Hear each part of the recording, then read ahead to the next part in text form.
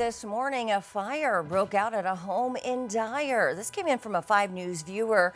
Now, this was a little bit earlier this morning, but crews are still currently on scene. We don't know a whole lot just yet, but we do have a crew there trying to gather some information. Yeah, this happened on Daybreak Lane, so if you're out early this morning, you might see a bit of smoke in the sky still. Make sure to tune in to 5 News This Morning Plus on our 5 News app for any updates that we find out.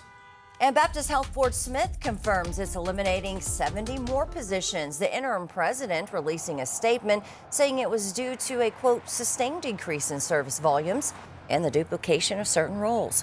190 positions have already been cut at the hospital in the last few months. So far, 10 departments have been cut as well. Now, we've seen a lot of changes across Arkansas healthcare over the past few months. But healthcare leaders say these changes are a part of a much bigger conversation happening across the state. 5 News reporter Taylor Howard takes a closer look. We've spent the last few weeks reporting on hospital cuts and service reductions across Arkansas. Now, the Arkansas Hospital Association says many of those changes can be traced back to the same issue. Hospitals say the cost of providing care is rising faster than the money coming back to them. Washington Regional recently eliminated 86 positions. At the same time, Freeman Health is expanding into Northwest Arkansas after acquiring 4 Northwest Health hospitals. The Arkansas Hospital Association says hospitals are dealing with rising costs for things like medical supplies, prescription drugs, and daily operation costs, and the reimbursement rates aren't keeping up. I think that's why you're seeing hospitals have to make really difficult decisions in what kind of services they can provide. Most people, when you think of a hospital, you think, oh, if I need to go to the labor and delivery department, every hospital in Arkansas is going to have labor and delivery. That's not true. The Arkansas Hospital Association says more than 40% of hospitals in the state are operating at a loss. They say that's forcing hospitals across Arkansas to make difficult decisions about how they continue providing care in the communities. Tritt says those financial pressures are forcing hospitals to make some tough decisions about services, staffing, and future workforce training. Taylor Howard, 5 News. In other news this morning, the Fort Smith police officer shot during a DWI investigation last month. Kyle Newman has been removed from ICU to a rehab facility. Newman was shot in the neck and has since been in critical condition. Police say Newman's recovery is now focused on continued healing and rebuilding strength. They say he still has a long recovery ahead of him, with the department planning to continue providing updates. Funeral arrangements are underway for the Centerton police captain who died in an explosion this past weekend. Chris Kelly was killed at his farm in Gravette.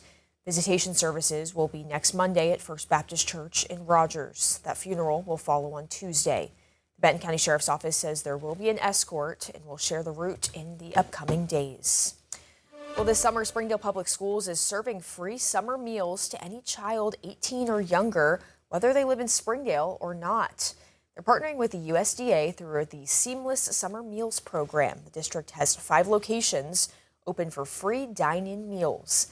District leaders say the program helps keep kids fed, safe, and connected to their community while school is out. You don't have to be in Springdale School District. You just have to be 18 or under. We welcome everybody to come in. There's a menu on our webpage. Meals are served Monday through Friday from 11 to noon and run through the end of July. You can find a full list of locations at 5newsonline.com. The Department of Justice says it will no longer pursue a previously announced anti-weaponization fund. Acting Attorney General Todd Blanche told lawmakers on Tuesday that the administrative was backing down from the $1.8 billion fund. It would have allowed people who believe they've been wrongfully prosecuted by the federal government to seek taxpayer-funded payouts. President Trump faced bipartisan criticism over the fund, which was part of a settlement on a case he brought against the IRS. A judge had temporarily blocked the fund last week.